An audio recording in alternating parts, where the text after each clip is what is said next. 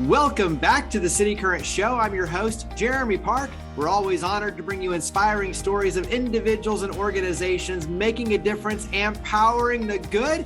And we love talking about mind, body, and spirit, mental health, and so much more. We're honored to be joined by Sacred Walker, founding CEO of Kuumba Health International Coaching Institute. How are you doing, Sacred? Jeremy, I'm so glad to be here. I'm so excited to touch base with everyone today. How are you?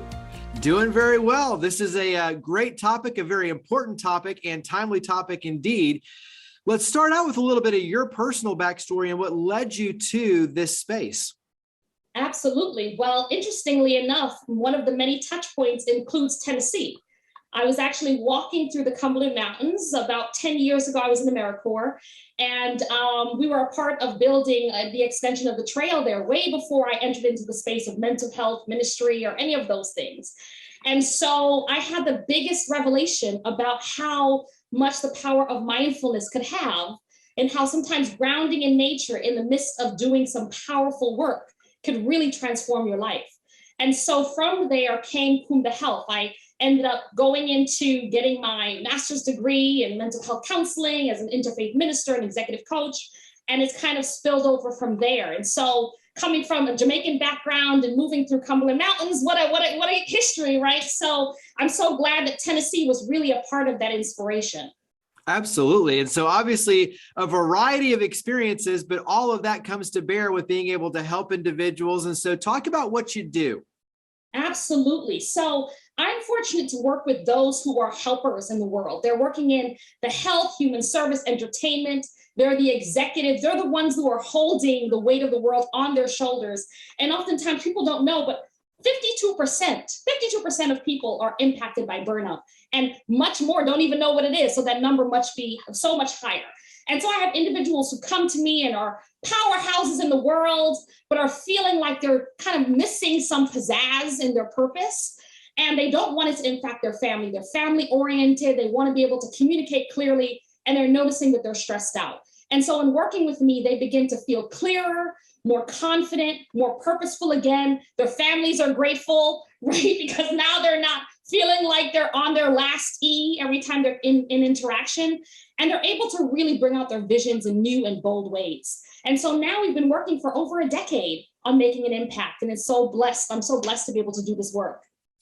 You mentioned that not many people know how to define burnout. So how do you define burnout? That's a very good question. So I'm Caribbean, and I know that you all in Tennessee also have hot peppers, right? So I want to give an analogy for a moment because I need some time for it to feel practical and real. So in the Caribbean, my family, the men would come together and they would put, we have something called Scotch bonnet peppers in their mouth. And they would hold it the longest to see who was the most manly. That was a thing that they would do. And then whoever would last the longest would be like the one that could hold it. Well, burnout is similar to that. Sometimes we don't even know that our body is overheating. Sometimes we don't even know because we're so trained to push through. We're trained to be on. We're trained to power through. And so it's kind of like the last man standing in that competition. We feel like, oh my gosh, we made it. And all of a sudden we have indigestion, we have high blood pressure, we have headaches. And we're like, but wait a minute, I made it with the hot pepper in my mouth. I'm the winner, right? But what happens when our body breaks down and our healthcare is impacted, our family is impacted? They're taking care of us as caregivers because they didn't know that heart disease that was popping up or that stomach ache was actually rooted in burnout. And so sometimes they can be red flags early that if we tune in and we don't ignore the pain, we can catch it early. And that's kind of if we think of a hot pepper in your mouth, not pushing through, but taking it out before it gets too hot, that's a way to kind of catch it early. And I think for leaders, to your point, you go, and you realize, wait a second, I can't give what I don't have. I have to learn how to recharge. I have to learn how to find, maybe balance isn't the right word, but harmony. Like, you've got to find these opportunities because otherwise your team is leaning on you, and you are the one that's setting the culture, role modeling, expectation, all of these things. And so you've got to learn how to, just like you're saying, identify burnout, understand it, and how do you recharge? So where do you like to begin when you're sitting down with someone and you're trying to assess where they are and if they're going through burnout and how to get them recharged? Like, where do you like to start that process? Yeah, so it varies, right? So if you are an executive like me, who, we have a team that's grown over the years, that is an international team, and you are holding many people, we might first look at the team. What would you say other people are saying about you? Do you feel like you are a driver? You are an expressive? What is your leadership style? What's going on there? And do you feel like you are working at your optimal capacity? Are you someone that holds a lot and it's hard to delegate? Maybe there's some family history there about not knowing how to let other people support you as well as you supporting others. If you're noticing maybe it's popping up in family, then we might do an assessment in that area. What's happening with your kids? Are you feeling like you don't have enough time to spend with them? Are you feeling like your loved one is saying, oh my gosh, you've been a lot more short lately? Really doing that emotional inventory so that we can help you, achieve that emotional freedom that you really long for. It's interesting. Many people don't know that play actually helps your brain. Every Friday, I've been doing it for years, I will take myself on what I call my DYOD, my discovering my own divinity. I'll become my own best friend. And it helps to remove these stressors in your body. So then from there, you have more space to be able to have higher brain functioning so that you can think more clearly. And all of a sudden it's like, oh my gosh, I just got that money idea. I've been spreading myself doing 10 things, but this one thing will help me scale, right? So in that emotional inventory, you can discover that thing that is going to take you to that next level. How has the pandemic not necessarily changed the conversation, but added a whole new dynamic to this conversation, in the sense that at the first part, it's like you don't really know what to do. And then as we're coming out of it, there's still kind of this lag of, I kind of feel some clarity, but not really. I'm burned out because I've been going through what feels like quicksand for so long. How has the pandemic, added a new dynamic to these sort of conversations? Yeah, absolutely. Absolutely. So we don't want to take away from the fact that the pandemic has impacted so many people emotionally, financially, spiritually, right? That has been a very strong strain on our country locally and nationally. And in my work with the governor's office, Department of Health, et cetera, we've seen that impact, right? Whether you were working from home or on the front lines, we've seen that impact. And for those of us who are in business, we've had to pivot, right? This has been a year of resilience. If you made it through as a business owner, meaning that you left the business feeling even somewhat profitable, you had to try to find your way, right? And so what I think this pandemic has taught us is that we are stronger as a country than we know, but how to now face ourselves, right? This is an amazing time as we shift to go, when I was still at home and could not leave the house, who was I, and did I like the person I looked in the mirror at? Who was I? Was I feeling pensive because I couldn't stay at that velocity? Was I recognizing that maybe that thing I thought was my passion had changed? Was there something that made me realize, oh my gosh, I had more time to connect with those I love, and now I'm going back to the new normal and I miss it, right? People discovered a different kind of quality of life, right? And people began to pay more attention to their pain because they couldn't get away from it. So I want to say that if you are feeling things in your body that you didn't know were there, this is a good thing, right? This is a good thing. I know it sounds like the complete opposite. It's kind of like, oh my gosh, I had that pepper in my mouth and I can feel it now. It's like, that's the time to reach out and go, you know what? It's okay to ask for help. It doesn't mean I'm weak. It doesn't mean I'm not a powerhouse. It means that I'm going to take the mask away, heal what's underneath, and put it back so that I can go ahead and spearhead forward. I like the idea of becoming more self-aware, like you're talking about, and understanding, okay, this is where the pain points are coming from.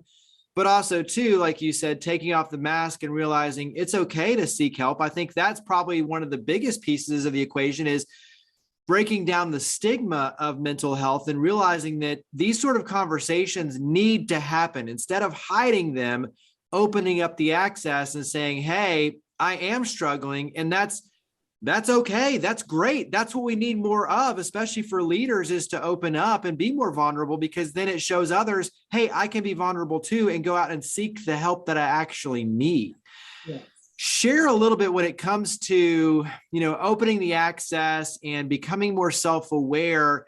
as someone does that, obviously reaching out to you is a big piece of that in terms of helping them navigate through then. But my point is, as you become more self-aware, it becomes a little bit more scary. Like, okay, now I know I've got this pain. What do I do with it?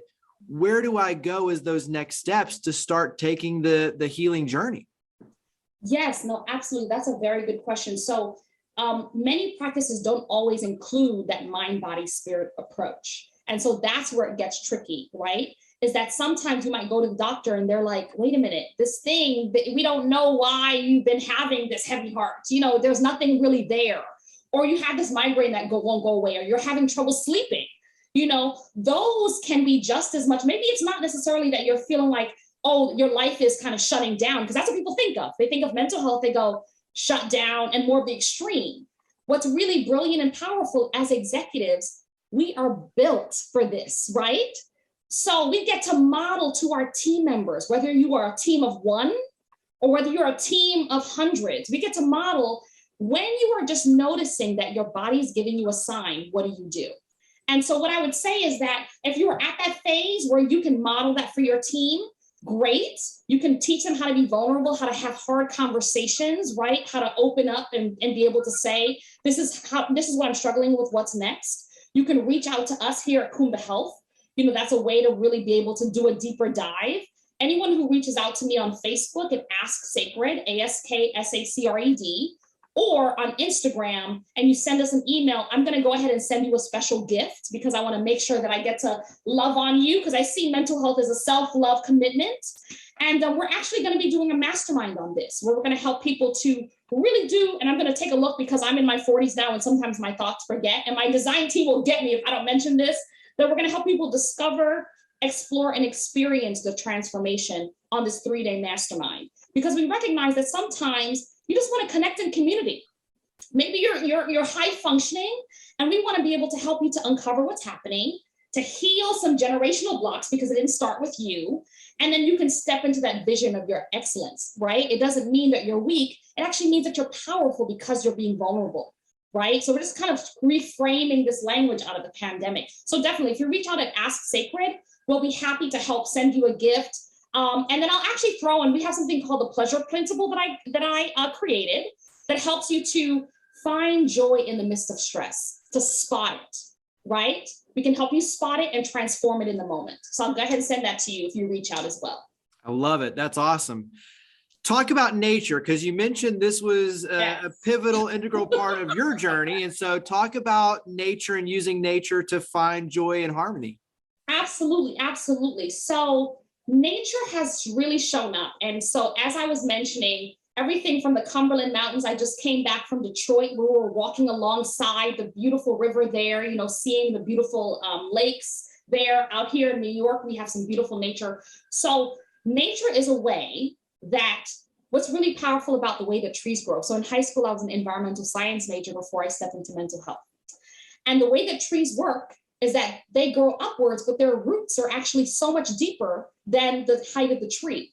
And they interconnect underground. So if one tree is drying out, they'll send water under the roots to the other ones that need it. And at the end, all the trees are nourished, right? So how powerful is that for the symbol of how nature is treating us and teaching us how to take care of ourselves? So maybe if I go out for a walk, I get still for a moment and I ask myself, what has been on my heart? And I wait for the answer. One of the biggest gifts that I've gotten is going out and writing letters to my future self. Take a moment, center yourself. You can sit on the ground. If you're a fashionista like me and sometimes you want to sit in a chair, that's okay too, right? Clutch your pearls, whatever you need to do. But get out there and center yourself for a moment and ask your heart, what is missing? And then write a letter to your future self. Not as if you are putting in things that don't work, because that's not going to call in clarity, right? Right? I say a cloudy mind doesn't see clearly, right? Write a letter to your future self as if it's happened already and say thank you. And even if you don't know how to get there, the strategy Kuumba Health we can help with, right? The emotional blocks, the family history that told you couldn't, or the naysayers or the inner critic, we can help you build that community. But just for a moment, write that letter to your future self, put it in your pocket, and then just trust it as you walk out. And that can be a way to just sink in for a moment right? And then continue forward. And you can make it a solo walk, or you can do it in the community of others. Bring the kids out, bring the partner out, right? That quality time that you've been longing for can literally within 15 minutes change your life. Yeah. Wrap up with words of encouragement. When you look at finishing out this year strong, looking ahead into 2023, give us some words of encouragement. Absolutely. Absolutely. So today we are seeing a nation that is really longing to deepen love and sometimes struggling with that. And I see emotional and mental health as being a connection to that. So if you take some time today and as we're talking, go, oh my gosh, this feels like it resonates. This feels like it's sinking in, but I've been really struggling and it's been hard to admit. I want you to know that that is love inside of you calling. Like that is love, right? And so for you right now to say, I'm committed to loving on me and modeling that for me, for my team, that's the legacy that you're building on, right? Because people remember the product that you created. They remember your service, but they remember how you treated them. They remember how you treated them. So the more that we can love on ourselves, the more that we can show up and build that legacy of, I want to be that model. I want to be that model for how people see me and see that I built a legacy based on how I showed up in the world. So stay encouraged, right? We're all moving through it, but we're going to get there, right? Put self-love first. It'll make a difference. Absolutely. Finish up with website, social media. You mentioned it before, but go ahead and mention it again. Is where do we go to connect in and carry this conversation forward? Absolutely. Absolutely. So if you are an Instagrammer, if you are like the reels and the stories, then please do go ahead and connect with me at Ask Sacred, literally as if you're asking me a question, and my first name, SACRED. If you are more into Facebook, you can connect with me there in the same way. I'm also found at sacredwalker.net. Feel free to, message me. Let me know what you thought of today. Let me know what resonated for you. I want to hear more. Those are ways that you can absolutely connect and be able to move forward. And if the mastermind really speaks to you, if you've been longing for community, you're done with this isolation and you're ready to really build powerfully together, that's what we're going to be doing. I'm searching for the unicorn executives out there who are saying, self-love is my way, let's go. So let's go ahead and help you to thrive together. I'm so excited to be here on your show, Jeremy. Thank you for the powerful work you do and having me on. It's been a gift. Well, I greatly appreciate it. And thank you for all you do to power the good as well. So thank you for coming on the show, Sacred. Absolutely. All right. Signing off. See you next time.